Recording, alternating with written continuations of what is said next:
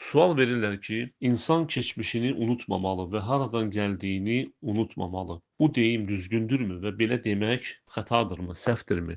Cavab belədir ki, belə demək insanın niyyətindən asılıdır və həmçinin də məqsədindən asılıdır. Peyğəmbərimiz sallallahu əleyhi və səlləm buyurur ki, "İnneməl ə'məl bin-niyyət." Əməllər niyyətlərə görədir. Əgər belə deyən insan məqsədi budur ki, heç nədən yaradıldığını və bundan əvvəl yox olduğunu bildirərək Allahın nemətinə şükür etmək, yəni yaradılış nemətinə görə şükür etmək və həmçinin təvazökarlıq etməkdirsə, məqsədi budursa, belə demək doğrudur. Və biz əgər baxsaq Qurani-Kərimdə Uca Allah da bir çox ayələrdə bizə keçmişimizi, yoxdan var olduğumuzu xatırladaraq bizə Allah Taala nemətini xatırladır. Necə ki Uca Allah Tariq surəsinin 5-6-cı ayələrində buyurur ki, qoy insan nədən yaradıldığına bir baxsın. O sürətlə çıxan sudan, yəni nütfədən yaradılmışdır. Həmçinin başqa bir ayədə Məryəm surəsinin 67-ci ayəsində buyurur ki, məgər insan ilk əvvəl onu heç bir şey deyilkən yaratdığımızı xatırlamırmı? Həmçinin İnsan surəsinin 1-ci ayəsində Allah Taala buyurur ki,